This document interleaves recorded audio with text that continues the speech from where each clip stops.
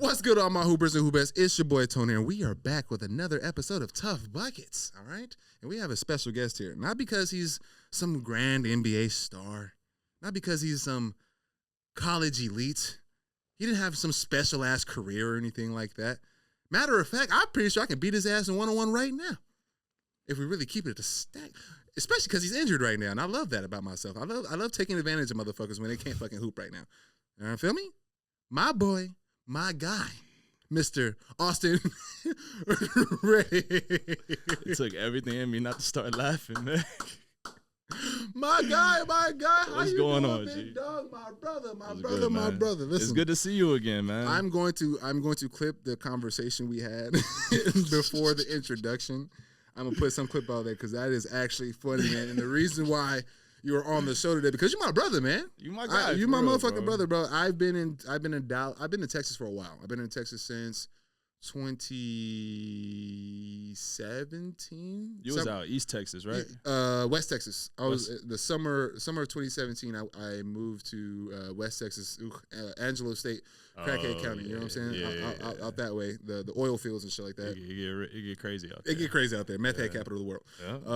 Out there, graduated 2020, right? Yeah, I think that's when I graduated. No, 2019. I'm sorry. Backwards. Graduated 2019, moved to Cali for a little bit, and then I came back this way in 2021. Yeah. So I've been out here since then. I think we came into contact with each other maybe the end of 21, going into 22. It started when we just hooping together, right? Yeah. So that's when I started going up to the Lifetime in Dallas. That was when I was like, this nigga moving. I'm like, this nigga think he nice. Yeah, most definitely. That's when I just got back into hooping. That's when I just got back to like, I'm about to get back overseas. Yeah. That's where I'm going. Fuck it. So I started doing. So I got back to hooping real big time, and that was the first because that's when I met MT. So I met MT. Yeah. MT put me onto the men's league. Of course, shout out to MT. I'm gonna have to get MT on here pretty soon too. Actually, probably hot that I haven't got him on here yet, but he's filming. I'm gonna get you on here, MT. I swear to God, I'm gonna get you on here. Get a text. But he all right, because he his Eagles in the Super Bowl right now, so I'm pretty sure he's preoccupied. Shout out to you, MT. I know you're preoccupied with that and shit. You got a hell of a weekend coming. Hell of a weekend, and I don't give a shit. Like, listen, guys, I need y'all to understand. Like, I really don't care. Like, before anybody hit me up, I don't care. I know I'm in Dallas. You feel me? Football capital of fucking the Texas or some shit. I don't know how this shit works. I don't care about. I don't know 4 niggas playing. I don't know 4 dudes who are playing the Super Bowl. It's not my sport. I feel like football is the most rigged sport in the history of sports. That's just me. That's just how I feel. You can't. So you mean to tell me you can't win? Oh, hold on. Let me not. You gonna fuck it up? Go ahead. Let me not hurt myself actually, because I think the fact that I was about to say is better for. I was gonna say because you can't win 3 times in a row. But that's probably good for statistics, actually. That means you're probably not rigged. It's about to happen. Yeah. But with this being said, that's the only reason I would actually watch the Super Bowl is to see the 3-peat thing. Yeah. I am a stickler for greatness. I love greatness by all means because, when shit don't happen. I don't understand hating against greatness. Like, somebody winning, I don't want them to stop. That part. Especially if they cold. That part. Let them go, man. Nah, it's going to be an interesting Super Bowl. I'm only watching for the halftime. You know I'm a Kenny fan. Is it? No. Okay. I'm stupid. I'm tripping. I've been on this Jello shit, bro. Jello performing at halftime for the All-Star game. So Oh my God. Swerve one night. Is that official? He doing it? Yeah, man. My guy is lit. My guy is lit. My guy is fucking lit, bro. Hey yo, I'm not hating. You're hating. No. I like the song. But off of one song, you just gonna throw him in the performance? Has he even performed before? That one performance at when the Bills lost. And what you think? I didn't even watch that shit. But hear me out. Hear me out, because I didn't want to be disappointed. Cause I knew the clips was gonna come out, motherfuckers gonna be roasting. Like I knew clips was gonna come out, and motherfuckers gonna be roasting. I am fully aware of the nonsense. Okay, I am fully aware. But you're here for it. I'm here for it, brother. Fair enough. I am from California. Okay. I literally watched all 3 of them motherfuckers start from here, get all the way famous with the Facebook show and all this shit.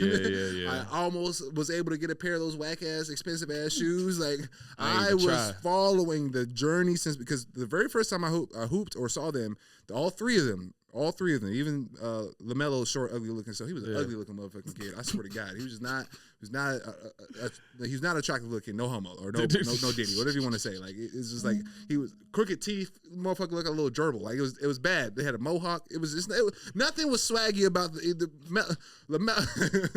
Lonzo had buck teeth and shit like that. It was bad. They were bad looking set of kids. They all had slits in their eyebrows and shit. It was a bad time. It was a bad time. Era. That was an era. That was 2014 or 2013, 2012. It was definitely an era. Soulja Boy cursed us all. Ooh, it was bad. It was bad. But I remember, bro. It was one of what's it called in AAU? What's that shit called?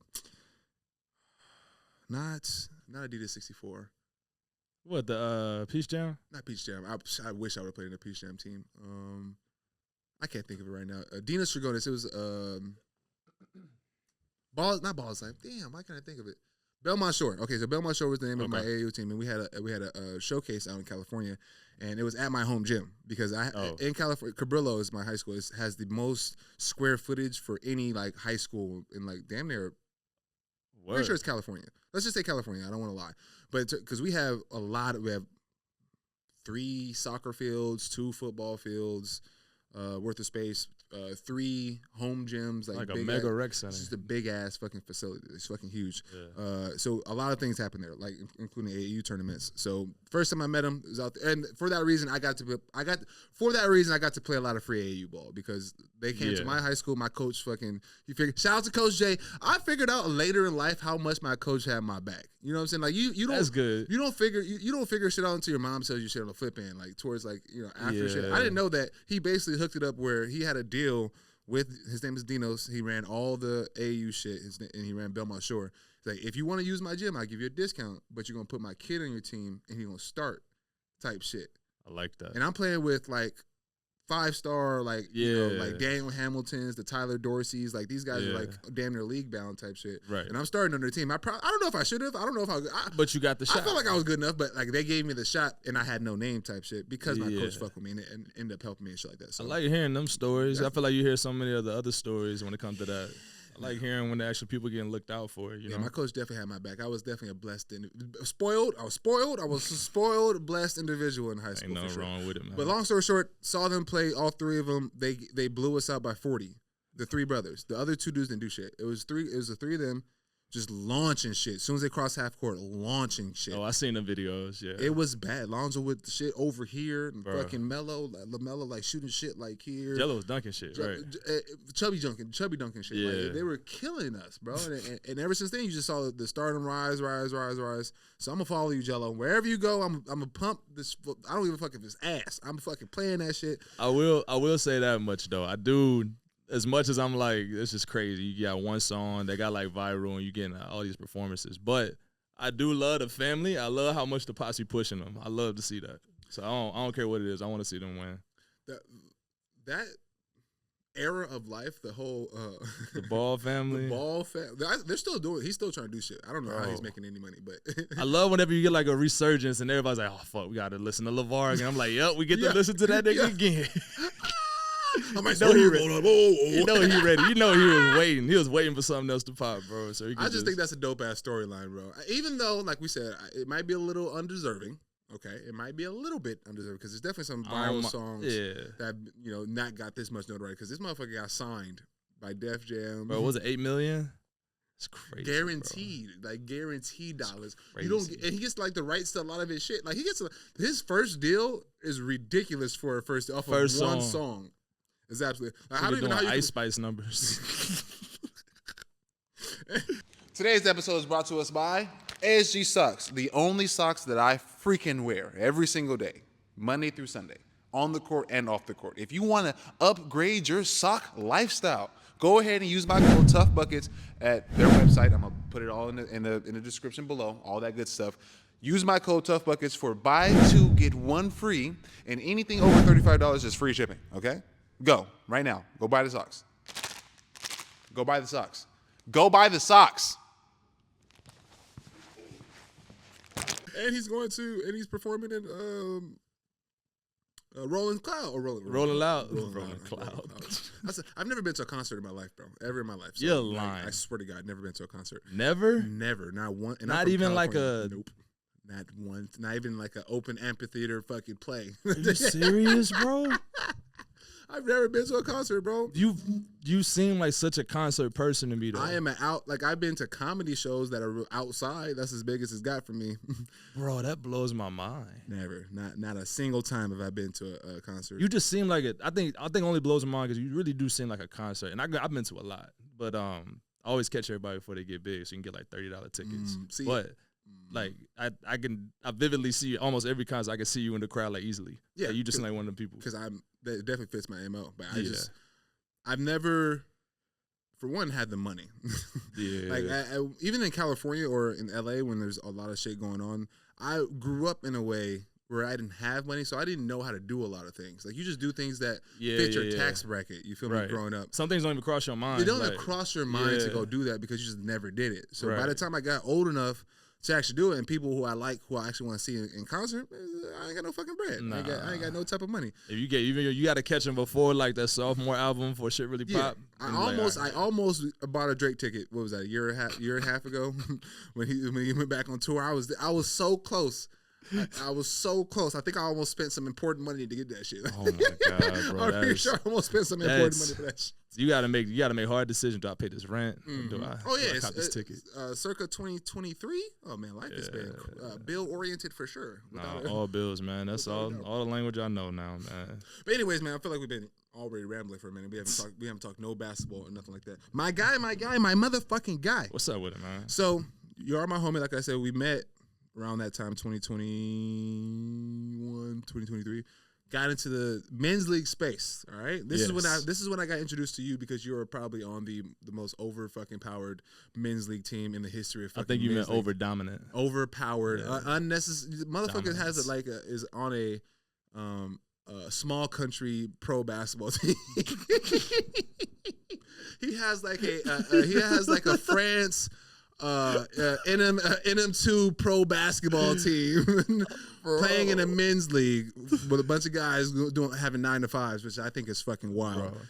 With that being said, they are dominant. Okay, since I've known them, they've maybe lost 2 games. I got 15 men's league championships. 15 men's championships. I need y'all to hear that. 15. It's like you know niggas ain't got nothing else to do. 15 men's. So you went from you have played pro basketball. You have been, and we're gonna talk about that because my man was definitely playing for the mob and shit like that. Which I think is dope. I think that's fucking dope. So definitely played pro basketball. Loved the game. Figured out that that's just not for you. The bread wasn't breading.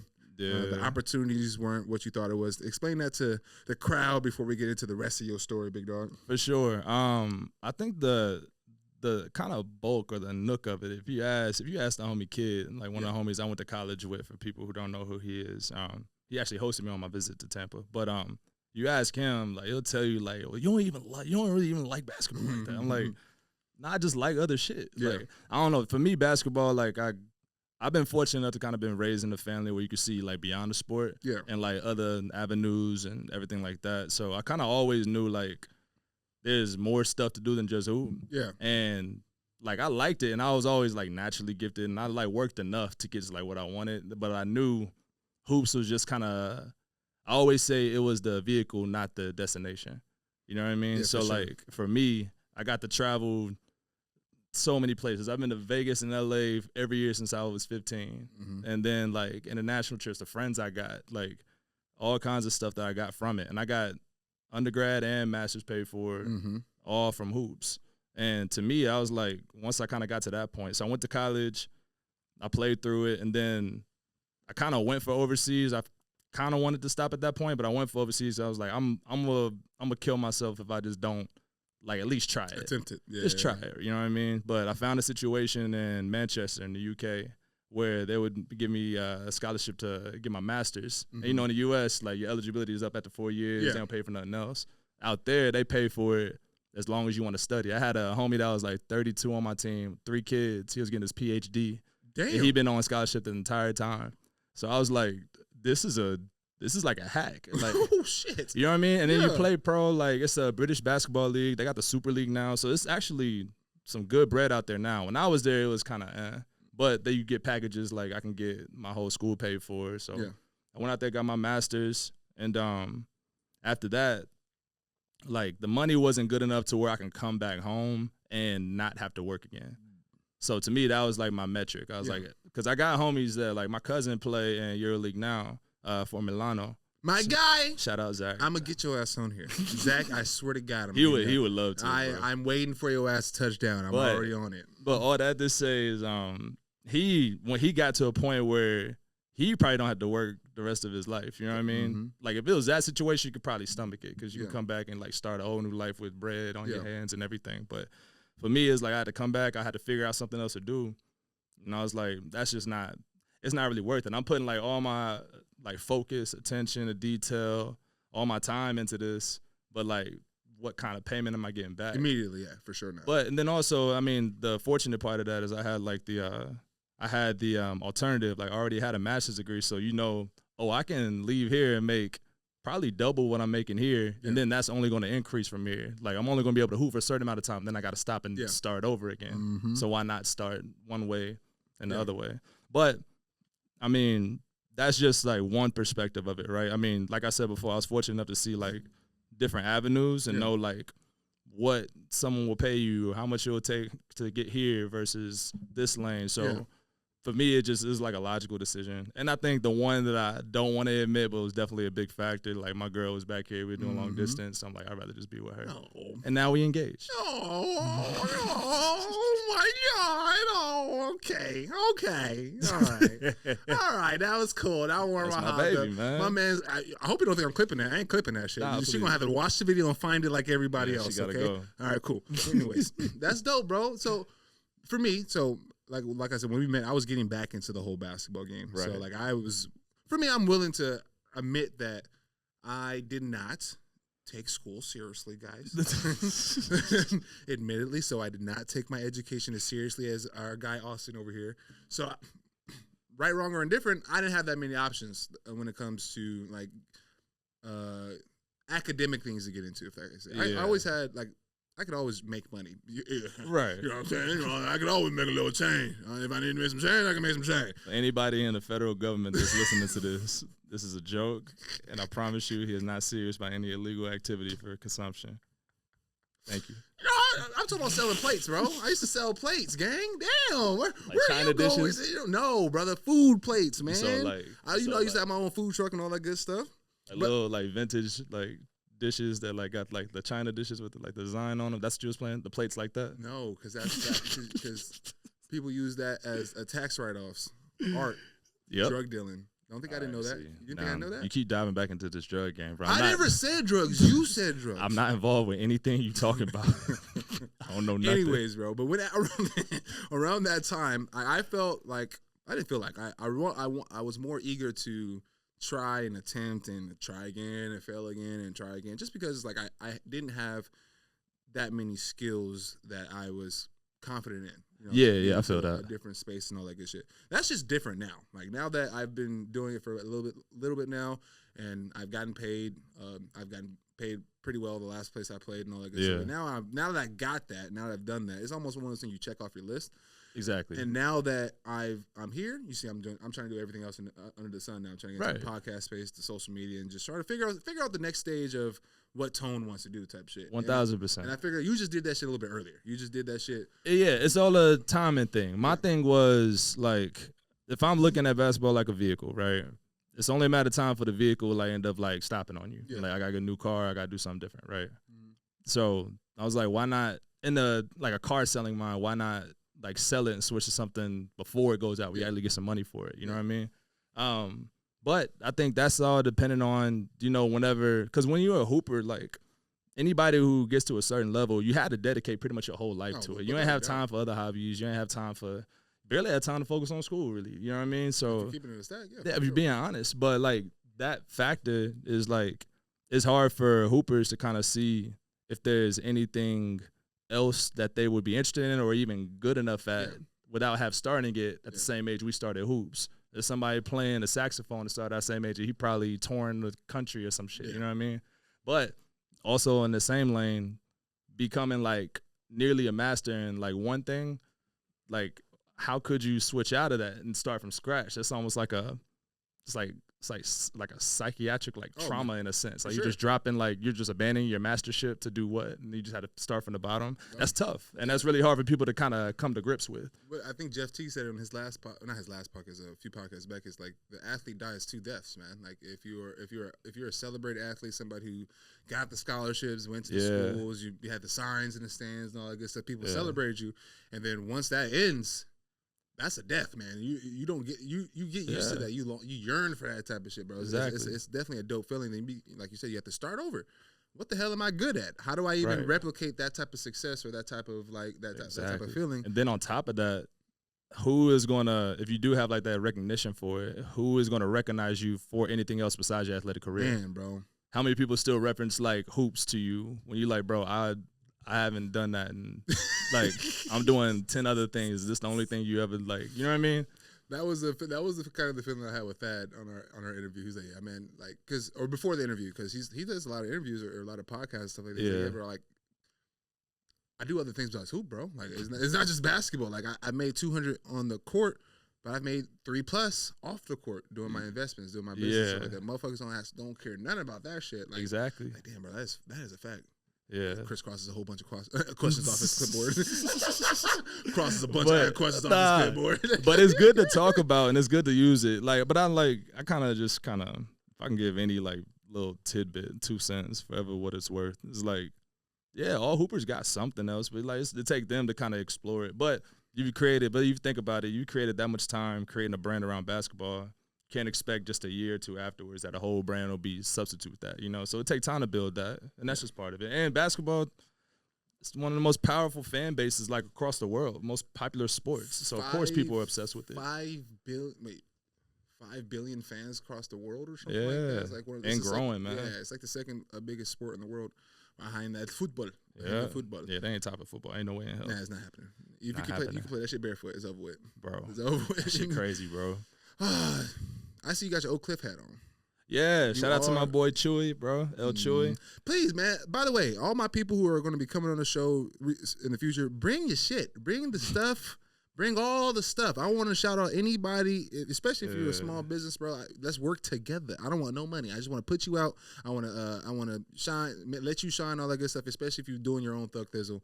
I appreciate that type of stuff. So, but with that being said, you have Oak Cliff on your head. You from the Dallas area. All right, so yeah, let me clear the air. I'm not from Oak Cliff. Okay. I wear whatever my homies' brands are. Choy's been a homie for a long time. Yeah. And then he actually got Dallas Day on Valentine's Day. He always hosts this event, and he's doing it at the AT&T Center, the little AT&T area, the outdoor area.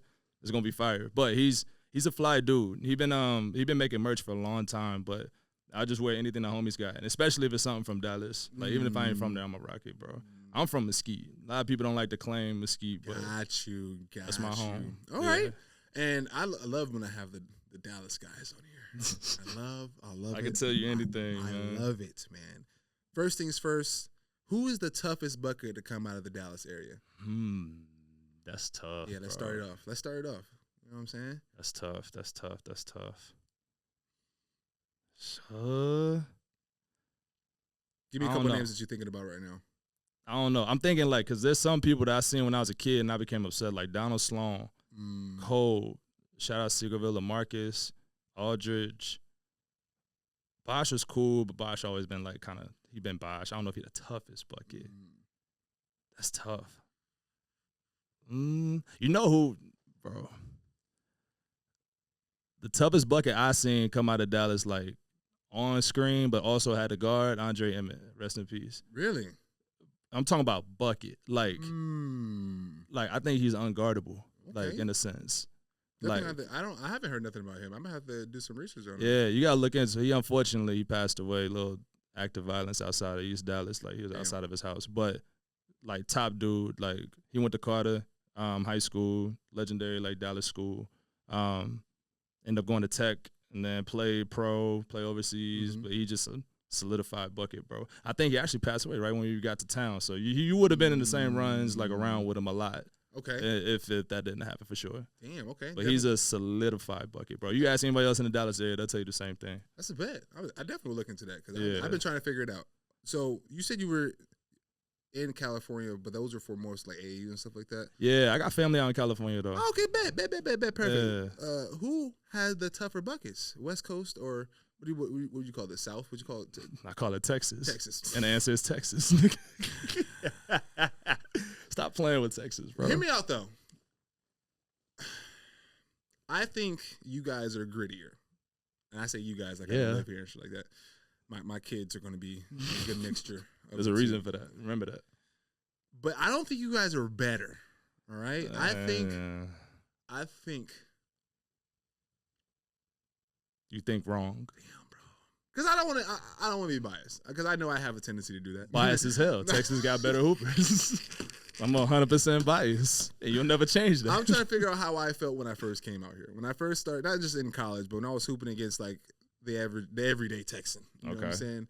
And I know for a fact I had to buck up. You know what I'm saying? It's that type of thing. You have to you definitely have to shut the fuck up and you got to hoop type of shit. Like, you know where that come from?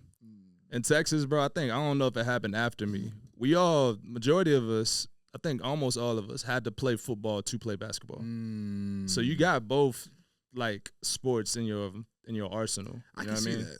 Yeah. Hell yeah, I can actually see that. Like, yeah, so like you got that kind of grit from football, but also like if you just play pick up anywhere around the way, you had to be a little gritty. Otherwise, you ain't getting shit. You know what I mean? Like no cap. Like, no cap. I definitely was thought of as soft in my first year or so out here because motherfuckers don't play around like they do. So, but I don't know, man. I don't know, bro. It's definitely in conversation. Let's say that. It's definitely in conversation. I think my guys out. I think we got the most McDonald's All-Americans since like 2000. It's the biggest state. Of course you have California bigger than us. What you mean? No, you're not. No, we're not. Not by schools. Not by schools. Like not by how many like players are actually playing in the state, brother. Okay. So what that? But y'all still the same size population wise. Fuck. Cap. Fucking cap. I'm telling you, bro.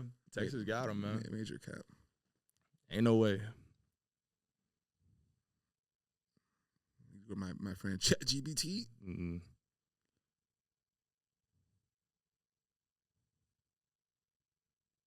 Who has the highest population between California and Texas?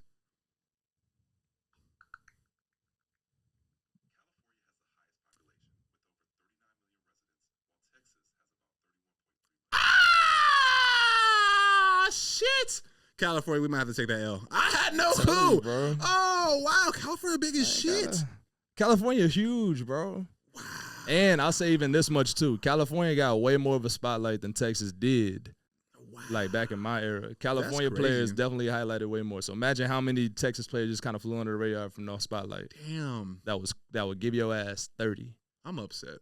You should be. I'm a little upset. Okay, I'm going to move on. Sorry, guys. I'm sorry I did that to us. I apologize. Your basketball sucks out here. Your basketball still. You guys don't have a shot clock. That shit's ass. Let's talk about that. That shit's ass. That's ass. Nah, that's like, probably why we got more highlights. Nobody want to see that shit. That's why nobody was highlighting y'all shit. Motherfucker came out here, saw scores 20-17. Bro, nobody want to see that shit. You know what used to happen in high school, bro? So whenever I'm from Mesquite, I went to private school my last 2 years of high school. And that's where we had like the super team. We were like 5 in the nation, 4 in the nation at the time. And we would play, like we'd go play national tournaments, then come back and play like our conference, other private schools. Yeah. Just a bunch of like small white kids. But they like would get up by like 2 or 4 points. And just hold the ball. Literally hold the ball. And I'm like, y'all held it for like 10 minutes. So after that, like we stopped being like nice, we just start pressing. Like this is like we don't want to have to like drill y'all in, but y'all making us do it. You know what I mean? Like this, we could have just played a cordial game of basketball, but nah, y'all wanted to take your ball and go home. Now I'm finna dunk on y'all ass. I was like, this is the most childish shit in the world. What coaches in the locker room like, all right? No, that's what I'm saying though. That's really what blows my mind. It's like, yo, you're teaching your kids this? Like, yo, just hold the ball. Ass. Like it's like beyond. Y'all ain't even worried about the kid liking the game or developing the game. How many shots a kid get off in that game? Oh my God, stat line dead. Like, ain't no stats. I feel like they should change that by now. I feel like there's definitely a rule that should be changed by now. It probably will. We mentioned our guy Zach. He's definitely going to be on the pod, so I'm going to get you on here, Zach. He's having a hell of a year. He's having a hell of a fucking year, bro. He's going ham. He's bro. going motherfucking ham right now, as he should, man. What is that? What is the dynamic like having a? You guys pretty much grew up together for the most part. Yeah, we grew up together. He from like not too far from where I'm from. He lived like probably like 10 minutes from me. Yeah. But like, I guess the kind of story is like my pops was always like the neighborhood pops, and he just coached everybody. Yeah. Zach was one of them players. So like we all played together. It was like, I think our 4th grade team was like me, Zach. We even had like Julius Randle. We had Julius. like but we had like some stars. Like we had one that ended up playing NFL. Like we just had a stacked team, and we were like the only at that time. AAU wasn't like a huge deal because it's Texas. You know what I'm saying? Like it was kind of late to the game, but we were like one of the first teams to start like playing like that, and we would just all play together when we was mad young. Yeah. Like so. That's where all my homies came from. So I'm known him from a jump, but he ain't changed one bit, bro. He's still a big ass kid, bro. I think it's hilarious, bro. It's a big ass kid. He ain't changed one bit. So how's it like? So Zach is obviously a pro. He's been playing for a while now. Yeah. And like you said, he probably won't. He's making coming up on year 10. Actually, yeah, he's making good money right now too. Yeah, like, for sure. At what point in time do you realize that he's that good, or he's going to be playing pro and all that good stuff? And does that change your outlook on what you're doing in basketball? Because I've never had a homie. Shout out to my guys. I'm not trying to talk shit, all right? That I legitimately was growing up with, and then he went higher, or he went he kept playing. I'm that guy who kept playing, even though I haven't got to know heights or nothing like that. But I'm the guy in my friend group that kept going type shit. So I always wonder how it felt for the other guys who did. None of my friends actually really attempted to do the pro shit though. Yeah. In their defense, they never tried. That's a great question because it also draws another point of growing up. Something that made me think like, all right, maybe I should like explore some other shit. Like, I wasn't asked. I just played with niggas that were just really fucking good. So I'm like, all these niggas. My dad is a coach, and I'm like barely getting playing time. So I'm like, all right, maybe I should like pick up these books. Maybe I should get a keyboard or something. Like, because I'm like, but I'm like, these are these niggas that's going. Like, to me, it was obvious, but I'm like. I'm dead ass. I'm like, bro, I know I'm not ass, but like, you play with Julius Randle. Julius Randle is a Texas legend, bro. I give you another example, bro. We would have at our practices in high school, bro. Right when the open period started, we would have pretty much every major coach you could think of at our practices, like in person, like Coach Cal, Coach K, Coach Williams, North Carolina, Coach Burns at Texas, like literally every coach. I'll go in there and dunk some crazy shit. They don't even look up from their phone, bro.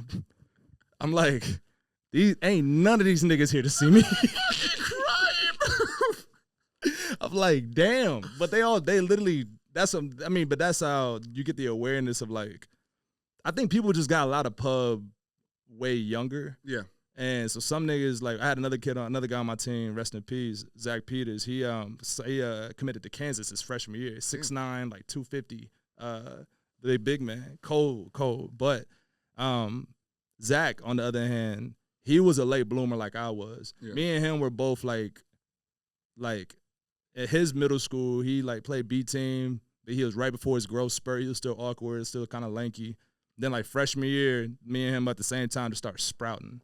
Crazy. And he ended up getting like working with this one trainer out of Skyline, Coach Mayo, and that's where his game like took off. Once you get that one trainer that kind of like can tap into that dog in you, shit just start getting different. But it just happened to be at the same time where his body started like growing up and everything started going crazy. So I think right around that time, like I say 10th grade, that's when I realized like, oh, this Zach actually kind of nice. Like always been neck and neck, but then at one point you gotta be honest, be like, all right, I think he might got me now. Like, you know what I mean? Like, I ain't never had like too much ego to admit that shit. But like, I had to admit it. Man. But then like, he just kept like I feel like he kept surprising himself. Like he ended up signing like to USF. That's why I ended up going to Tampa because he was out there. Like, and that's like 10 minutes from my school.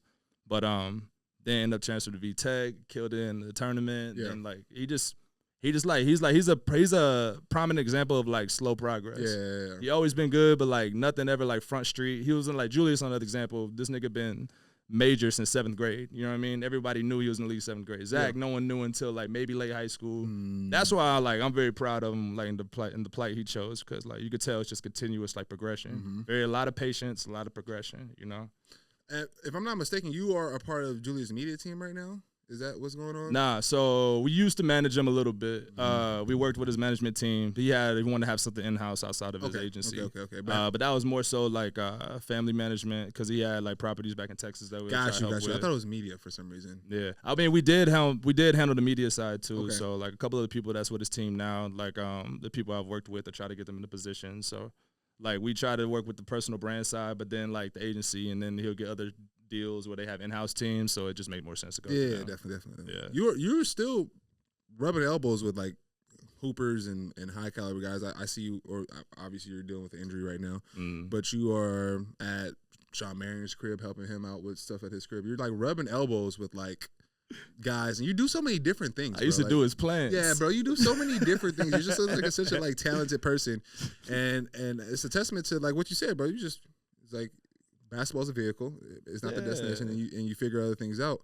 So your part, where are you at in life right now? Where has basketball brought you, and like what does it? I know you still hoop. You know what I'm saying? You still hoop. Once you get back from your injury, you're gonna get back to these fucking men's league championships and shit like that. I gotta get the cardio up, man. I don't like to get on the treadmill. I'll get on the court though. I'm not. Yeah, I gotta do something. So you have the real estate. We're doing real estate right now in the Dallas area. Shout out to if you need a spot, hit my guy up. All right, hit up. Yes, sir. What's the name of it? RG Realty. RIG. RRG. Sorry, Group. my bad. Yeah. RG Realty. Hit my guy up and post all his shit. You know what I'm saying? How we get into that field and like how like is that long term? What else we trying to do? Yeah. So mine, especially after hoops, like in school, you kind of recognize like we said before, you recognize there's a lot of stuff that you don't know about yet, or you don't really know you can do, or you never tried. So like my answer to that was like, shit, try everything. Yeah. Like you kind of have to abandon the fact of I'm gonna look stupid, I might fail a little bit, like I'm gonna look like a dumbass a little bit, but fuck it, like I'm gonna try it, I'm gonna see how I can do it. That's where the plant business started, like shit like that. But for real estate, that was just my family been in real estate like pretty much since I was in like 5th grade. My pop started his own firm back in like when I was in 5th grade, 05. Cool peoples. We call him Black Batman, bro. But so that was always just something that I knew I would have to get into, just keep the family in the business and like help him kind of fade away from his work so he can just kind of retire, but keep a check coming and keep some money in the family. But so that's always been a part of my life. I knew real estate before I knew anything else, really. But that's like, for me, that's like my side hustle. My main job, I'm a software consultant. Fire. Yeah, so I work for an agency. It's based out of London, but we just do pretty much full service digital work for like Fortune 500 companies. Hold the fuck up. Yeah. I didn't know that. Yeah. So the way I structured like the bread I get, I want one that I could be a salary on that can be like remote, or like something that's a little more dynamic where I could just be like on the computer and just kind of do, because I've always been in the software and it's directly related to my major anyway. So that one from the crib, and then real estate, since it's in the family, it's always going to be there. So I mainly work with friends and family or any close like referrals. So you got one fixed income that's just steady. You always know you got that check coming in. Yeah. And then you might hit a bag with real estate. I might sell $1 million home. Yeah. And then that's just extra bread on top, you know? So that way you can never really be asked out. That's fucking fire. That's definitely a nice little setup. So I'm assuming we're doing this because we're getting ready to have a fucking kid. Are you like, what's going on, bro? What you mean? Are you like? You sound like my mom, bro. My mom asks every week, "What's up, man? Y'all not bringing me no little blazing babies?" Like, if you don't stop, bro. I think it's funny because shout out to our guy Boz. Oh yeah, congrats, little baby Harper is welcome to the world yesterday. Oh, they had him? Yeah, she gave birth yesterday. I had no clue. Yeah, congratulations! Shout out to my guy Bosley. It's like a week. It's like a week early. It was supposed to come on Valentine's Day. That's fire! Like congratulations to them. Yeah. But with that being said, you the last one, right? Kid. Nah, kid behind me. Kid. But nah, I'm very, very fortunate that I got a lady that's not in a rush either. Mm-hmm. She not like a city girl, but she from the city. Yeah. So like if you grew up, I feel like that's more of a southern thing. Yeah, like I want to get married and kids very young. I want all that by 30 or something. Yeah, for sure. She like, nah, I want to travel a little bit. I'm like, me too. You know what I mean? We got dogs. We don't need no damn kids right now, bro. I was just poking fun. I know that's just a funny thing you always talk about every time you post a picture of your dog. Every time I'm like, bro, we busy. We busy. My hands are full, man. They full. My little homie Crash and Milo, those are my kids. That's actually hilarious, bro. What's up with the ankle? How long are we out? Bro, so I think towards like middle of March, okay, I'll be good to like start like real. I can start hooping a little bit, like jogging, stuff like that. But right now, I got all the range of motion back from the surgery. Is this your first major injury? Nah. Bro, I had a shoulder in college. Okay. I tore my labrum. Pretty much everything on my left side of my body is just ass, bro. Like ankle, my shoulder. Okay. Remember my eye? Mm-hmm. I had the torn retina from hooping in the fucking men's leagues. You know how embarrassing that is, bro? You at the doctor's office, like, what happened? One person got pistol whipped, the other person, like, and then like I was in the men's league and got backhand. Just ass, bro. For one, shout out to Lifetime, shout out to Ultimate Hoops. You keep a lot of people sane, you really do. Or insane. Or insane. Shout out to my guy Arvin, you know what I'm saying? Like, why he the first one you bring up? You said insane. I was the first person I brought up. His name next to it in the dictionary. I will always say this, bro, because I'm one of the people, I have to hoop. Like, I can't take 2 weeks off and then still be good at basketball. Nah, that's I'm not the same way. That's not a thing for me. I'm ass. Nah. And there are guys who I compete with in this men's league who are off the couch with it. You know what I'm saying? Literally, like, yeah. That's the perfect way to say it. Off the couch with it. They're off the couch with it and are really good at fucking basketball. You know what I'm saying? Really fucking good at basketball. It blows my mind, bro. I had to, outside of like, obviously I had to work at like jumping higher, but I've always been able to jump. Yeah. You know what I mean? But like shooting, I had to work my fucking ass off to like get a decent shot. Some people like, they can just go in a coma for 3 years and come back and just still be cash. And that blows my mind. Shout out to my guy, Ethan. Shout out to my motherfucking guy, Ethan. Like, problem, man. Like, there's a couple of Arvin too. As much as I hate Arvin, as much as I fucking I don't. I actually really don't hate Arvin. I only hate Arvin when he's in front of me with a basketball in his hand. Like that is the only time I dislike this person. Other than that, he's one of the best people I've ever met in my entire life. To be honest with you, he's a fucking dope ass human being. He's just a fucking psycho when it comes to basketball. Yeah. Which is cool. Like at the end of the day, it's fucking okay. Play for Bob Knight. What you expect? That's what I was saying. Like he's just like a different individual. Like his whole story is fucking crazy to me. So I was like, it all matches up. Once I saw that video, everything made sense to me. I was like, it all come full circle. Okay, sure. that makes fucking sense. Yeah. But what I was trying to say is like in that men's league, or for one, I've been in a lot of men's league. That's like a really in terms of talent, like the whole Ultimate Hoops thing is like it's a really dope ass thing. Bro. It's like, bro, I've been playing in pretty much any league you could think of since like I stopped and like came back to the city. Yeah.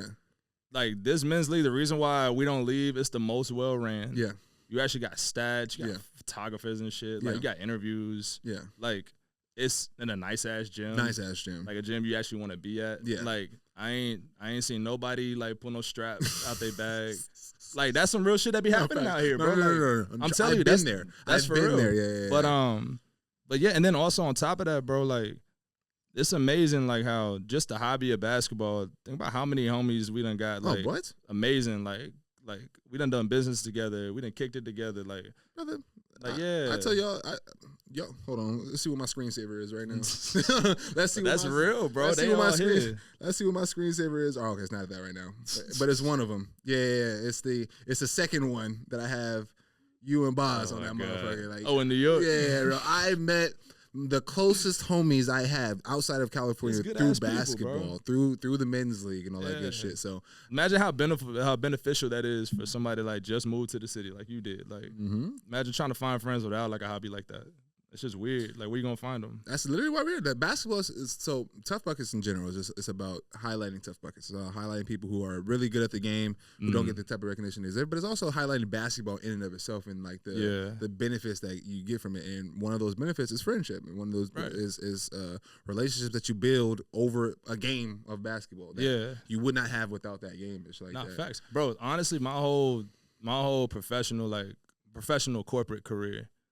Like, everything I've learned, I've used basketball analogies. Like, literally. If you're any kind of managerial role, literally apply, like, a basketball scenario. Like, in my role, I tell myself I'm Phil Jackson. I'm just managing developers. Like, you know what I mean? Like, it's like, if you take the time to actually understand, like, the purpose or, like, the kind of foundation behind, like, whatever you're doing in basketball, like, how teams are good or why one person is more valuable than the next, and things like that. You learn so many lessons that you don't have to relearn when you get to a different state outside of hoops. No, that part. I catch myself now in hindsight using a lot of the basketball stuff that you use when you're in high school and stuff like that. In terms, especially now with this content shit, with this whole oh god, bro, it's so cringy. It is so cringy. Fucking recording yourself in public doing shit like that. I gotta commend you because I know that shit. I can't do that shit. I am the biggest dude. I am the most loudest dude. I am the most flamboyant. I'm everywhere with it. Everywhere.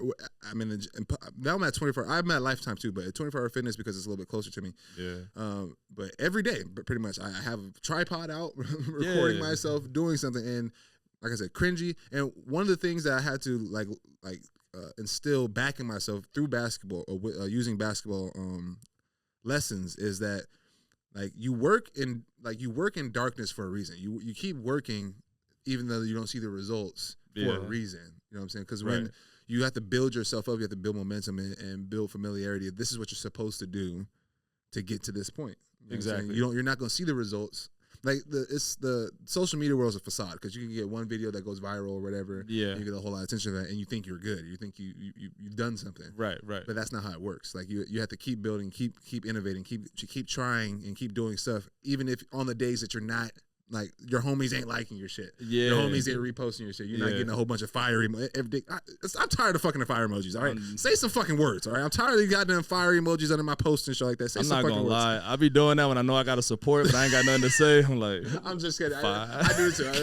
That's the go-to. That's the go-to. I love y'all. I appreciate y'all. So I do that yelling shit, but I don't know what I'm yelling. That yelling emoji. They got the. I see it every day, bro. It's always and I'm stupid, joking. Man. All the homies for sure always hit me with the fire emoji. It's one of those. Oh, I see him posting something. I'm gonna support real quick for sure. But in general, it's just like you have to keep working, bro. Like it's like it's not gonna change after a day. It's not. I think I wouldn't even say like I guess it is a facade, but like I feel like people, especially with content, because like you can get so big so fast and like have like a moment that maybe like a day. Yeah. But it seems like that's all people are chasing at certain points. You know what I mean? And that's like, it's not really, of course it's not sustainable. I don't think people understand that. But if you want like actual progress, it's got to be consistency. Consistency. That's something we can see. We can check the analytics and shit like that. My thing now is not psyching myself. The social media is such a mental game.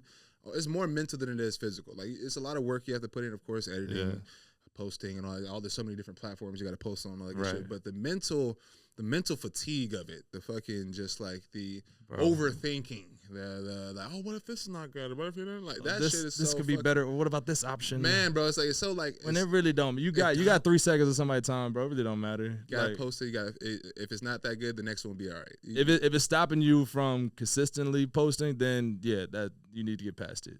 But if it's not stopping you, whatever. You can spin your wheels about it. It's just new. It's just a new feel for me that I'm actually really happy to be in. Things are going well, like I said. You're a perfect fit for it, though. It's my shit, bro. I'm an entertaining ass nigga. I love entertaining motherfuckers. I give you that, man. I love doing this shit. I give you that. And now that I'm getting more comfortable with it, because the first couple episodes, with everything is easier with a couple episodes and shit like that. But now, really starting to feel my groove now. I'm really starting to feel what I want to be in this space. You know your persona. I know my persona, and I know that I don't have to hide shit. That was a big thing in the beginning, is just trying to be perfect in everything. My editing took 3 hours per episode because I'm trying to take every. That was a little nasty how I said that. Nah, man, it is what it is. You're gonna figure the flow out. You're gonna figure everything else. This is it. This is the. It comes with time. It comes with fucking time, and I'm getting fucking nice with this shit. Yeah, I'm getting fucking nice. Kudos to you, bro. I love this shit, man. I love this whole setup. I think it's one of them things like you gotta just make sure, like you gotta not worry so much about perfection because that's not necessarily you. Yeah, you know what I mean. Like everybody could try to strive for perfection, but like it's not authentic. People want to follow authenticity more than they want to follow perfection. She had like writing that shit down. I got diamonds. Hold on, bro. That's a bar. Hey, I got bars for days. Don't play with me, bro. Don't play with me, bro. I'm gonna write a novel. I'm telling you, bro. Authenticity over perfection. I like that. Yeah.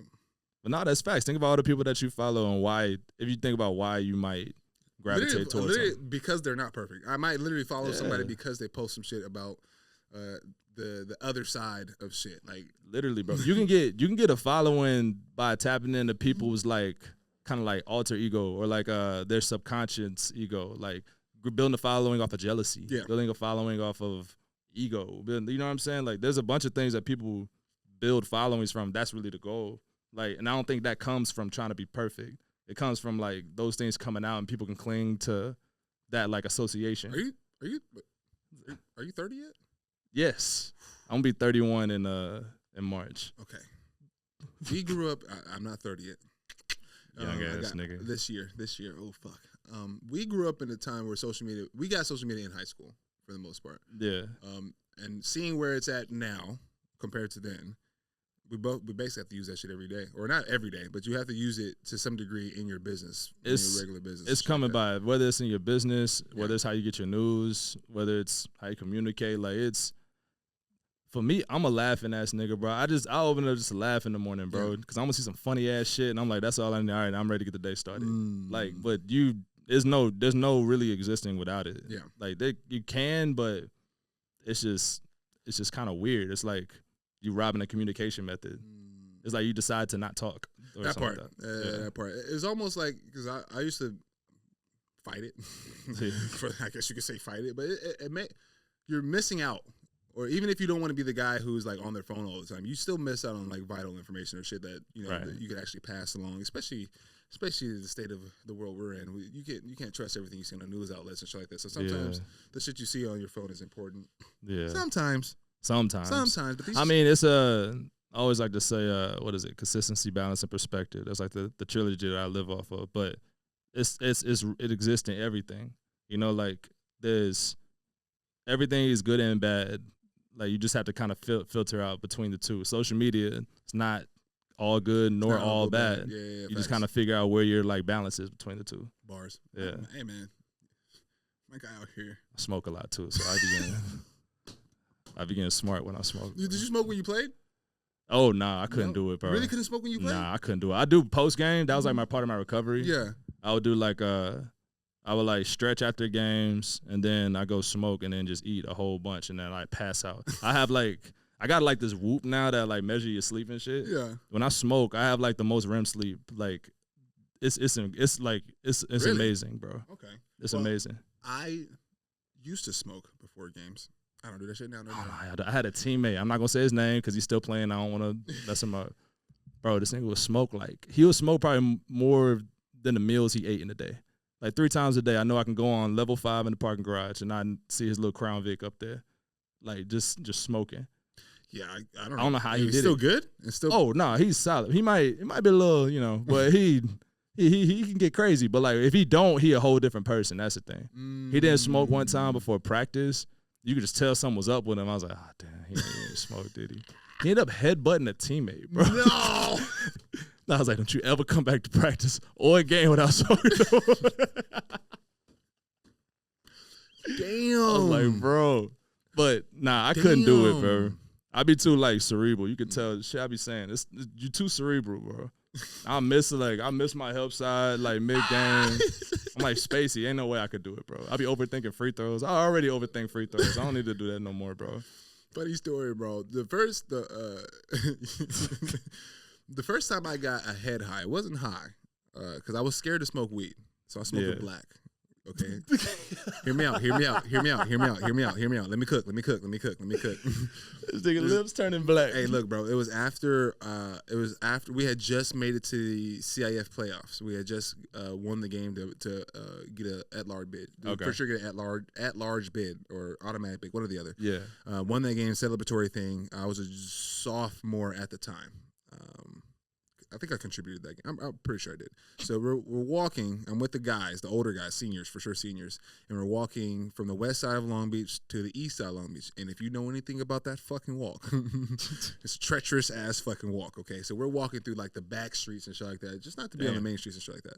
So we're walking, and then somebody pulls out a black, somebody pulls out weed and shit like that. And I'm very adamant. At this time, he was like, I'm not doing that shit, I ain't bro. touching that devil Bro, lettuce, I'm about to be in the league, nigga. What you talking about, bro? They about to drug test me tomorrow. What are you talking about? I'm not about to smoke. Like, that's really sacrificing my dream. That's really my thought process, bro. Like they're gonna drug test me tomorrow, as a sophomore in high school, they're gonna drug test me. Bro. So there wasn't smoking weed, but I had been watching them smoke the weed. Yeah. And how they were smoking the weed. Oh yeah.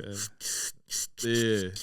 He's be chiefing. All that extra shit. So All that. I'm taking notes, right? I don't want to be a loser my first time. So and I'm not. And I think I lied and said I smoke blacks though. Oh, okay. I think I had told them some Give bullshit. yourself like, a consolation. You know what I'm saying? Like, yeah. I was a fiend for friends. I wanted friends so bad. I only smoke I blacks. wanted friends so bad back then. I was lying my ass off. You feel me? So We all go through it, man. We all go through it. And I think they knew. Now in hindsight, I think they knew I was lying because they was fucking with they you. They probably did. So he passed me the black, bro. I hit that shit like it's it was a fucking Wiz Khalifa joint, boy. I'm over here. Off of black.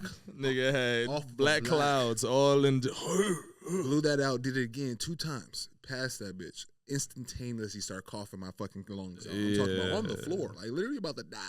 Everybody laughing at me and shit like that. Blacks ain't no joke. Bro. They ain't not no fucking joke. The next 3 minutes after that, I slowly descended into fucking chaos. Like my brain, my brain was just losing itself more. And I was looking around, everything is just starting getting hazy. You ain't know what was going on. Yo, what the fuck? My brain started tweaking. My body just started shriveling up on the inside. I'm like, bro, what is going on? I felt paranoid and shit like that. Like, yo, please. I started praying, God, please, if you let me get out of this, I'll never smoke a black again. I swear to God, if you let me get out of this, I'll never smoke a black again. You would have thought you hit the pack. Bro, responding like that, man. It was so scary that we were walking, right, and they had stopped at the store or something like that to get snacks and shit like that. They had passed me some snacks. I'm over there fucking their snacks. I ain't got no money. I'm broke as shit. Going crazy. So like they was like, hey man, get my shit, bro. And they started walking and shit. And I got scared because I thought I was tweaking out. I thought I was like tripping and they were going to like judge me and shit like that. So while they're walking, I just turned around and walked away like from them. And this is like 10 o'clock at night in the middle of fucking East Long Beach, bro. What's up with your man? No, bro? they did not notice. They were in mid conversation, bro. Like they were having a good ass time. I'm in the back of the clique. You feel me? I just did a quick little 90-degree turn into the neighborhood. And where'd you go? I didn't know for the first 20 minutes. For the first 20 minutes, I was just walking. I was just walking, trying to get my bearings, bro. Just trying to fucking like not tweak the fuck out. Trying to get back home, bro. And then after I finally calmed down, came to it, figured out where I was, then I walked home, and that was like a 45-minute walk home. So I was I got home like 11:20, 11:30 at night. So you gotta let the high die down. Yeah, it was bad. It was fucking bad. So that nicotine, that blacks, that's a little different though. That especially if you ain't never had it before, that'll fuck your whole body. I don't know what the fuck. I haven't smoked a black since. I don't blame you, bro. I'm lying like hell because it's not something I choose to do. Bro, college was crazy. College was nuts, bro. College was fucking nuts. You know the other good thing about going like D2 where I went. I can have an amazing time. College parties, everything. Wake up the next day, play the game, and still have like 25. Like I was like, this is great, bro. I get the best of both. Yeah, I don't know if that was Division II as a whole, but that was definitely my Division II experience. And it wasn't even like the conference was ass. It was like it's solid teams. It was a good ass conference, but like you could just find your lane and you just like, all right, I know I can get my numbers. Like I'm cool. I don't know, man. I think I'm just built a little different. No, real shit, bro. I've performed well off of no sleep, being drunk as fuck the night before. Yeah, high. We was doing dumb shit in college. I'm not going to tell you exactly what we was doing. A lot. We was doing a lot. I am going to say it. Fuck it. So I am going to say it. Fuck it. So I was tripping. I was a fucking. Stop you. I'm a sophomore. Nah, I can edit all this shit out. I can edit shit out, so it's okay. So we was in college, bro, and I remember this shit to this day. We had got the gallon handles of Hennessy, bro. 2 of them. Oh my god. 2 of them bitches, bro. We had just got our checks from school and shit like that. Niggas buy everything, bro. Fake jewelry and everything. You know what I'm saying? Yep. Buy my ass. We had bought 2 handles. I took 22 shots. I remember because that was my jersey number. I took 22 shots of Hennessy, and then we went out. And when we were out, someone dropped a fucking Xanny into one of my shots while we were out, bro. Took that motherfucker. You ain't remember shit after that? No, I actually did. I was serious? Just fucked up. Like I was just like, it's one of those things like I had no control, but I was there. Like I had no like, I was fucked up. And then literally I passed out maybe like after the club. I slept from like 3 to about 7. I was a little late to practice. Yeah. You gotta get that time back. I had like a little stomach thing. You know what I'm saying? They knew what time it was, but they didn't give a shit. So practice, not practice. Shoot around. There's a little shoot around practice before. So they tell us the game plan for the day. Went back to the crib, tried to sleep it off. You feel me? Bro. Got up, smoked a little bit before the game. Went to the game, had like 35 or some fucking crazy shit, like on some fluke ass fucking just 35. Yo, that's crazy. Bro, I promise you, 9 times out of 10, if I had like a even in fucking Vegas, I performed well after getting fucked. We're not talking about Vegas ever again, man. We're not talking about Vegas ever again.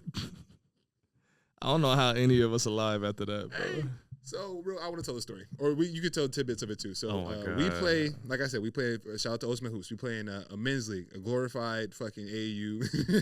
Adult AAU is what I call AAU, it. Man. So they have national tournaments, one in Vegas, one in New York, and one somewhere else now, right? I think there's Texas. Right? I think they're actually bringing it, to bring Frisco. one to Texas now. So we went to the Vegas one, bro. This is my first time, and I am looking to have a good ass time. Bro. I want this story to be. Hold on. I want to start the story off by saying I am a normal man. I'm a normal human being with regular pockets. Okay, I have regular, fucking maybe even less than regular pockets. Okay. So when I'm going out to Vegas, I'm having regular pocket nigga aspirations. You know what I'm saying? I'm trying to go to the slot machine a little bit here or there. You know what I'm saying? Maybe go hit the fucking canes out there in Vegas. Nothing crazy. Yeah. But unbeknownst to me, okay, I'm going out here with some high rolling motherfuckers. I'm going to Vegas with some high rolling motherfuckers. Okay. Yeah, we probably should have warned you about the homies. Shit was wild. Shout out to my shit was absolutely insane. They didn't even allow me to no, bro, I can't afford that. I'm gonna say they didn't allow me to be that person. you learn to love them friends so much. What? Oh bro. My gosh! Shout out to my guy Tyler. Oh my god, homies is good homies, bro. Everybody just him good and energy. Dylan, bro, took care of me that entire trip. Bottles after bottle after bottle. Did a lot of shit, man. The place we ate. What did we eat in Vegas? It was a seafood place, if I'm not mistaken. I can't remember. I forgot where we ate at in Vegas, bro. I remember looking at the menu. It wasn't Tao, was it? Maybe it was Tao. Might have been Tao. Yeah, maybe it was Tao. I just know in Vegas and New York, I looked at the menu and put it down so fast. So fast. I'm like, bro, what am I doing here? Like, I'm gonna eat some of your shit, bro. Like, whatever you get, I'm gonna eat some of your shit. Because what are we doing? You here? Trying to split it? What are we doing here, bro? Like, what are we talking about right now? Like, I think I remember a text message for the New York joint. He said the minimum was like $150 or something like that. What was the minimum for that spot in New York? Oh yeah, minimum for $150 for dinner, yeah. For dinner, like just for dinner. Minimum $150. I'm like, yo, you got me completely. That's a pair of shoes, gang. They be wildin', bro. They be wildin'. These are the type of guys I'm hanging out with in Vegas, bro. And we went out the night before a game, knowing damn well everybody's 30 plus in this motherfucker. Not at the time. I think you might have been 29 at the time. Shit, I might as well have been 30. Shit. We were out until the sun came up, bro. We were literally out until the sun. Well, no, let me not say that. Not everybody. The single guys were out until the sun came up. Everybody who had a wife at home, they went back home at a reasonable time, and adults like they should have. Yes, we did. I was not one of them. I was not one of them. I was out at that motherfucker. I was like, yeah, Tone ain't making it today, huh? I was there on time, stretching. Look, I slept 3 hours, guys. I slept 3 hours and was drinking my ass off until like the wee hours of the morning. And you was hooping. I was like, I don't know how the hell he did slept that. For 3 hours and had a solid game the next day. I couldn't run on the treadmill to warm up. Like, I couldn't stay on the treadmill to warm up. So I was we're just gonna wait till game time and just figure it out. All that to say, I'm pretty sure I have a problem with drinking, but it's also a superpower at the same time because I don't get fucked up. Everybody have a problem with drinking. It's like, especially in Texas. Are you ever going? I'm sorry, we're gonna end it. I know I'm rambling for a little bit. We're at an hour already. Damn. Oh, word. Yeah. Okay. Damn. How long are you about to stay in Dallas? Are you staying in Dallas? Is it long term? I mean, I'm not like glued to it, but there's got to be something pretty dope for me to leave it. In terms of long term, I don't see too many options out unless you want to like really just own a bunch of land and you go to like. Yeah, if I'm leaving somewhere in the country, it's gonna be somewhere with like mountains. Yeah, that type of shit. Or like Florida, because my girl like Florida. That's where we met. And she just love hot weather. Mm-hmm. Or honestly, I might move to Japan for a little while. I want to. Yeah. I have a girlfriend now. But nah, I mean, for us, shut the fuck up. They're paying. They're paying, motherfuckers. They are paying motherfuckers to have babies out there. All right. Did so, you know that? So first off, that's not true. Oh, damn it! We got the confirmation from the family. My girl is Japanese, so half Japanese, but she grew up in Tokyo. So when we saw that, we literally just shot the message to the family over there, like, "Yo, this real or not?" So I was like, "Cause we can be on a plane, like." We already did half the battle. We already together. Just pop a couple out over there and get some, But nah, unfortunately, it's not true. Oh, okay. But they do love our complexion out there. I've been told. They cool, man. I've been told. My homie just got a gig out there. He said he's been there for 3 days. He said he's never coming back. They don't blame him, bro. He said he's never fucking coming back. It's a great place, bro. Like I strongly encourage anybody. You get a chance to, you gotta go. I'm trying to get a contract out there right now. That's where I would. Yeah. Are you really? I'm trying to. My hardest. It's my whole situation's all off of film, bro. Like people. It doesn't matter. It's all off of film. I have the connections. Like I have the people who are vouching for me for the per se. But once the GM sees that my film is a little bit older or whatever, my last. And they got questions. They got questions and shit like that. Yeah. They'd rather just take, because I am good enough to play in these higher levels and make a decent amount of money. Mm-hmm. My resume doesn't reflect that per se. So it's just looking for the shot. Just looking for a shot still. Yeah. So I'm not. This is not sad. I'm not sad by any means. I'm still going. I'm making decent money right now, so it's not. Yeah. I'm at a great place compared to where I started, like a year and a half ago. That first contract always a little shit. I'm in a good spot right now, so I don't want to sound like I'm complaining, but it's definitely time for me to get into those levels because I'm definitely good enough. Definitely play against and hoop with the guys who play even higher levels and stuff like that. So it's all about getting this next job I get is about getting there, staying there for the whole season through all the trials and tribulations of playing basketball in another country. Which is not always fair, you know what I'm saying? But that's just how life goes. But if I'm decent season here, then my next spot, which I plan on playing somewhere in the middle of this year, and then after that, I should be getting into that real life changing money per se. Hopefully, that's the game. Speak it into existence, man. That's a problem I have. Nah, we talked about this before, like the whole manifestation. That shit real, bro. It really is. No, I know it's real. I do it on the opposite end all the fucking time. So it doesn't. I'm surprised it doesn't click in my head that it works the other way. I think with me and my business partner talk about this all the time. It's really hard for me to see long term. Like I'm really bad with long term thinking and long term positive thinking. Right. I want things to happen right now, and then I want to see results right now. And if it doesn't happen that way, my brain turns negative. I mean, that's a common thing though. Like some people probably more severe than others, but like that's always gonna be a struggle. That's tough. It's hard to see long term because I mean, the craziest thing about manifestation is kind of like you craft it. You know what I mean? So it's kind of hard to look that way if you don't really know what you crafting or what that goal is. So I mean, the easy way to kind of mitigate that is like figure out what like those small wins are and just focus on those. Those are like day-to-day wins. Mm-hmm. And then after a while, those things stack up. Then the opportunity kind of presents itself when you prepare it. And then man. The rest history. Yeah, definitely being prepared. That's another thing. Just being prepared for it. I think that's been my shtick in life. What they call it? Luck is when preparation meets opportunity. That part. Yeah. That fucking part. And that's all I want. I just want to be prepared for the opportunity. And I think I'm there. Yeah. And I think even if I don't get it without everything with basketball, even if I don't get that opportunity to make. So just to put a number to it, I want to start getting to the 15 to 20K per month. That's where I want to get to, and that's life-changing money for me. You know what I'm saying? So, but even if I don't get to that, I am now. I wasn't always like this, but I am sound enough in mind to know that I've done a lot, accomplished a lot, and to get to where I'm at. I'm not settling, but or content, but I'm not mad at myself by any means if I don't get to that level. It's a lot. It's a lot to do. Try to get and play basketball, make money in this shit, and also have a life outside of that shit. Like, I mean, it's like two jobs. You know what I mean? Shit. It's two different jobs. But like, no, I think what you said is kind of nailed it on the head. Like, obviously, you gotta have goals and kind of have forward facing. But one of the things that make it very hard or very make it feel like it's not worth it is just you gotta have gratitude for where you've come so far, and even if it's like minuscule, you gotta celebrate those wins. You got to. You literally have to. You know what I'm saying? It's like it's a balance of like your own mental state. You gotta understand how far you came and then understand how far you gotta go. But the gratitude in the space or being where you are, that's what end up like turning things into opportunities. Cause that's just energy. You putting positive energy into yourself, so you get positive energy coming to you. Yeah, man. See, My man's at least 10 bars today. At Bro, least 10 bars. you, bro. I'm gonna get tatted I somewhere. normally charge for these shits, but you know, you my nigga, so I give it. You know, everybody's telling me that. You know, man, I'll hop on for about $5K. Nigga, what you think is going on right now? Like what? Shout out to my guy. Dave. Ain't no budget for this. Shout out to my guy Dave, man. You gonna have to pay to get yourself over here, big dog. Yeah, get it big enough where he got to pay to come on. Yeah, it's coming. It's on its way. But let me ask you a couple questions before I get out your hair, bro. We're way past, and she's so nice. She fucks with me heavily because we were supposed to be out here at 8. Word. Toughest bucket to play in the NBA ever.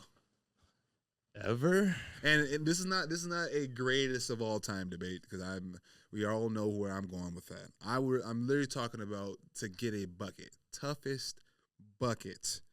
Like you need somebody to go get a bucket right now. If my life is on the line, I need you to go get me a bucket right the fuck now. That's tough. It's so many. It's a lot of buckets, bro.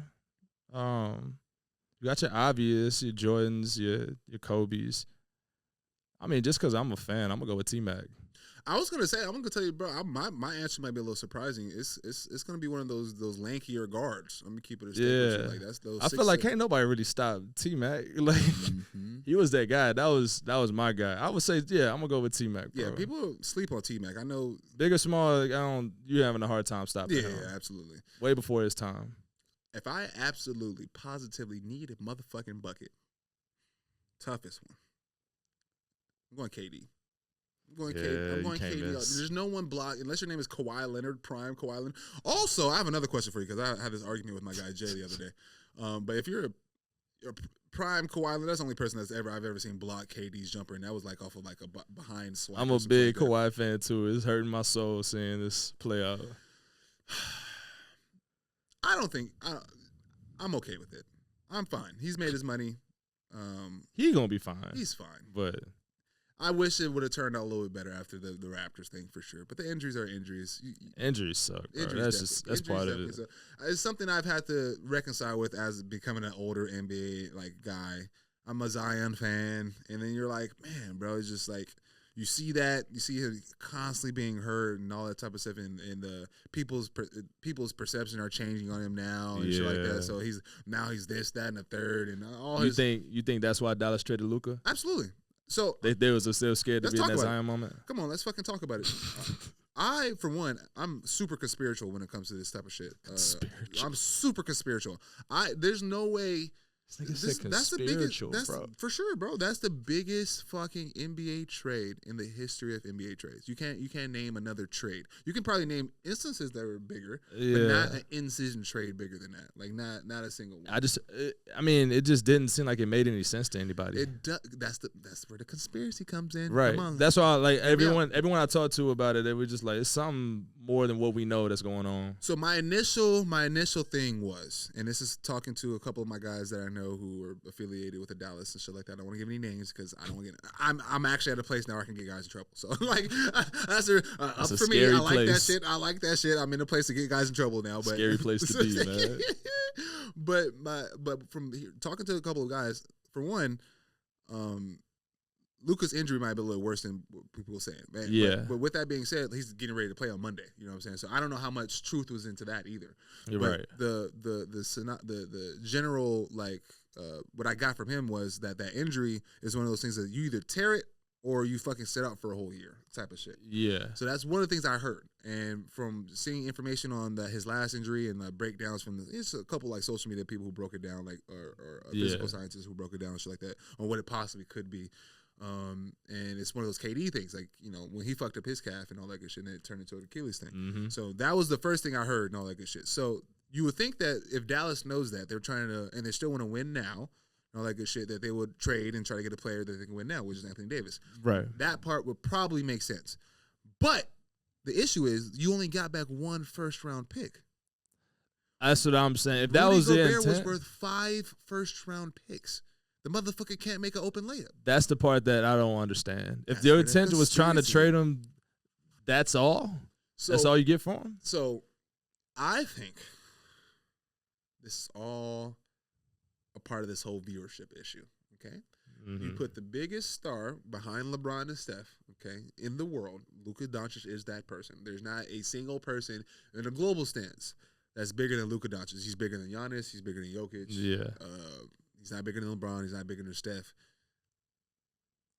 He probably Ant. I don't think he's bigger than. I don't think Ant is as big as him. There's not that many guys with the type of polarizing. And it's global, which is the move that the NBA is trying to make. Which is the move the NBA is trying to make. So you viewership, we ain't got no money winning the games. So you take the biggest star, you put him on the biggest marketed team in the NBA. That's the biggest. I don't think there's any. LA gonna get the stars. They're gonna get the fucking stars, and they're gonna get the viewership, and that's gonna get the money back up. It's gonna get the money back up. So I think that's what's going on. I don't think the Mavericks had a say so in the motherfucking fact. I think Adams was like, yeah, this is what we're gonna do for the league. You're gonna make your money here, blase blase, but this is good for the entire league, so we can make more money in these TV deals. Yeah. Because they're also don't think the Mavs new ownership cared really. They don't. Like there's a conspiracy that I kind of believe that the one that Mark Cuban said. With the whole gambling thing, or they're trying to get the gambling license? Some part of that. I think they're trying to get rid of the franchise, move it to Vegas. I heard that one. Because I don't think they're going to get this gambling thing in Dallas, bro. Nah. I don't know why either. Why is it you're in the Bible Belt, bro. Like, weed not even legal. Like, that is true. It's stuff like, it's some stuff that's just not going to change for a long-ass time. It always started on the coastals, like, legislation, and then work its way to the middle. When it gets to the Bible Belt, it just stopped. And then you might flip it, you might not, but that's just how it is. That makes a whole lot of sense. I never thut about it that way. Yeah, Texas is an interesting place, bro. Yeah, because everybody in this motherfucker want to fucking bet though, but like, I ain't stopping us. But okay, I can. So I heard that theory too, and it makes sense because Mark definitely sold the team. Yeah, he sold majority ownership. I don't think a lot of people know that. I think people are trying to cuss him out for that shit too. And then Mark Cuban and LeBron gonna start a new franchise in the Frisco area. You think so? That's my conspiracy. That's your conspiracy? Shout out to the homie who... Texas needed another fucking team? Nah, they're going to move the Mavericks, that franchise, to Vegas. Oh, and then Dallas going to be missing the team. Then they're going to add another Mark Cuban, like, I want back in. LeBron going to retire. He was like, I've been talking about wanting the team too. Let's make it happen. I like that. I could do it. When it happened, you got to clip this, and I need some bread, bro. You can pay me in arrears, bro. You ain't got to... I don't need my money up front, bro. I charge you interest. You know what I mean? That's fucking fire. I actually like that. I really like that. That sound fire though, don't it? That do sound fire. My original theory was that LeBron was going to opt out and go to the Warriors. Though that was my original theory for the whole conspiracy. Yeah, thing. I thought he was going to leave because I didn't see it. I thought Luka was way more hurt. I thought Luka was, and I immediately admit that. Like I really thought he was way more hurt. I didn't think he was coming back in a week from the fucking trade deadline. I thought he probably wasn't if he didn't get traded. That type shit. You feel me? Yeah. So I don't know how good. I don't know how hurt he really is. Now think about that. It makes more sense why they only got what they did for him. Because if Lakers knew that they were getting quote unquote damaged goods, no, it doesn't work. It doesn't matter. That in my mind it doesn't either. But I think that could justify the trade a little bit more in my head. No, bro, you didn't even talk to any other teams. Because they used to work together, the owners. Or the management from the Lakers. They used to work together. So they know that they can keep the trade under wraps. They didn't want to be polarized. Why keep that trade under wraps if you know you can get an entire team for Luka Doncic? I don't know, bro. There's answers we ain't got. So one thing you ain't gonna know everything, my nigga. One thing I will say for all the Dallas people who are outside tripping, you guys didn't get no fucking bum or nothing. That's what pissed me off. Yeah, motherfuckers act like Anthony Davis is not good at basketball. It's low key a good ass team. Like you guys have I'm still a Dallas fan, something like that. I'm following LeBron wherever he goes, but I am still, I'm in Dallas, so I might as well be a Dallas fan. I love Kyrie, so we're still good. Like we are solid. There's only 2 players in the entire league who can do what Anthony Davis does. Mm-hmm. Giannis and Anthony Davis. There's only 2 people. No, for real. There's only 2 people who are that good on the offensive end and the defensive end. Yeah. Like they're like Jokic, but his stats are a little different when it comes to protecting the basket. He's not blocking shit. He get deflections and shit like that. But in terms of protecting the rim and on the other end giving you 30, there's only 2 people doing that shit. That's true. So the trade in and of itself is not a terrible fucking you're not getting fucking rubbish back. You're severely fucking up your future. There was a narrative that was kind of already written out and then it just got pulled from the screen. That's why Dallas is upset. The second coming of Dirk was here. Yes. You know what I mean? And we were going to get back to this championship team led by one team. You know Dallas love a white superstar. That's the like I hate to say it, but I never thought the Mavericks would have like a black lead. That's funny as hell, bro, because it's true. true. That's Dallas. But that was a narrative that they were sold and that they believed, and then it just got yanked. So they're just like they feel like it's sabotage. Yeah, I heard that they didn't want to pay the $350. I'm like, the $345. I'm like, I could see that a little bit. I mean, but imagine on Mavericks side. Imagine this calf injury was actually as bad as they say it is. Yeah. You get locked into the supermax with this player. Yeah.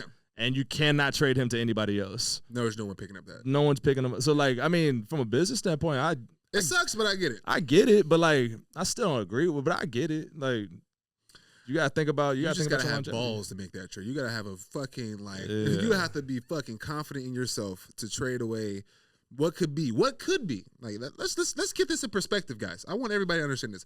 If Luka is healthy for the next, I say 75 to 80% of his career, if he's just like healthy, he will be a top 3 basketball player of all time. Like, I just want everybody to understand that, a top 3 basketball player of all time. Not European player, a top 3 basketball player of all time. They said he was at 275, bro.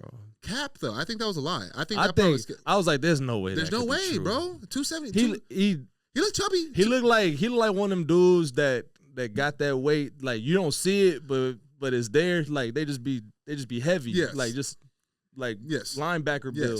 Like, I feel like he got that, but 270. But like 275 is a lot, That's bro. A lot, bro. I don't.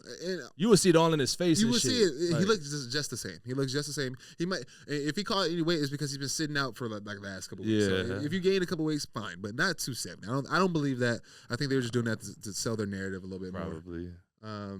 But like I said, Dallas, calm the fuck down. We'll be all right. I think we're still like they was having funerals and shit. Shit was fucking hilarious. I'm not gonna lie. Niggas is hilarious. The interview, the guys, the people who went on the news and damn near cry, you should be ashamed of yourself. You should you need to be ashamed of yourself to be putting yourself out there. Did you see that one guy just yelling at the screen? Like, people, I don't.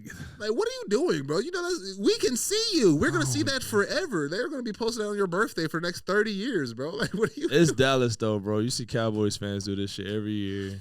That is true. Like, I'm from LA, bro. I've seen some crazy fans. Yeah, so, LA, I got them too. Y'all niggas is nuts. You Cowboy fans. Are you Cowboy fans? Hell no. I was about to say, you Cowboy fans are different. That don't make no damn sense. I don't understand it, bro. What you a fan of? like, I don't know, bro. I know Cowboy fans probably hate me for this shit. What are you a fan of, the 90s, nigga? Like, nigga, this 20 years, 25 years later. I know nothing about football, but I know that. I don't know nothing, but I know Cowboys ain't winning. I know that much. Every year, bro. I know that every fucking year. I don't even watch that shit, bro. I know every year they're going to be talking about should Dak be getting paid a lot of money or some shit like that, or some player that they have if they should be getting paid, and then the owner, whatever his name is, going to come say some fucking racist ass shit or some shit like that, or say some fucking out of pocket Cowboys going to get it this year. Shut the fuck up, man. The next you know, they fucking lose 7 games in a row or some shit, or just lose games they're not supposed to. You know what pissed me off, bro? Niggas be surprised every year. Every year. You really surprised. My guy Isaiah, man, shout out to you, bro. He literally every year he's preaching how well they're gonna do, and then it has the exact reason why they're so bad every year. Like bro, it sounds like he's a real analyst. I'm like, yeah, bro, I don't get it, man. I don't believe it anymore. But all right, man, let me because we will continue talking. And I know she's about to be mad. Let me get us up out of here. For one, you got any questions for me, big dog? Because I know y'all be wanting to ask me some questions. You see me asking these questions all the time and shit. You feel me? I ain't got shit. Fuck. All right, so nah, I ain't got no questions. Just gratitude, bro. I appreciate you bringing me on. Man, my guy, I appreciate you coming. We're gonna have to do this again. I want to do something where it's like a broader, like a barbershop talk. Have all the homies in. Yeah. And just talk about some current basketball events and shit like that. I know we'll get some laughs and some good content out of that shit. For sure. But in general, like I said, I appreciate you coming in. You gotta make that drive back to the on that 75. So my side, man. Prayers to you because that is treacherous. I'm taking a tow away. Fuck all that. Fucking lucky bastard, and I gotta drive over to Fort Worth. So let's get the fuck up out of here. And our nice lady in the studio is going out tonight. Apparently, where you going? Somewhere that she doesn't want to invite nobody. But with that being said, I appreciate you guys. Please listen to me. I need you. I know you're watching. Okay, I know you're watching. The analytics tell me you're watching. I need you to like and subscribe. I need you to subscribe. And subscribe. You don't have to like it. Just subscribe. Like and subscribe in that order too. In that order. I would appreciate it. Go to the Instagram, follow the Instagram page, all that type of good stuff. I would really appreciate it. I would appreciate your support. Also, damn, I didn't bring. What? It's okay. I'll clip the promo in later. You got it on, don't you? No, for the socks. Oh, promo for the socks. I don't have the website for the merch yet. I'm still working on that. But anyways, man, like, comment, subscribe, do all that good stuff. It's your boy. We will see you next time. Deuces. Tough Buckitos. Tough bucket, boy.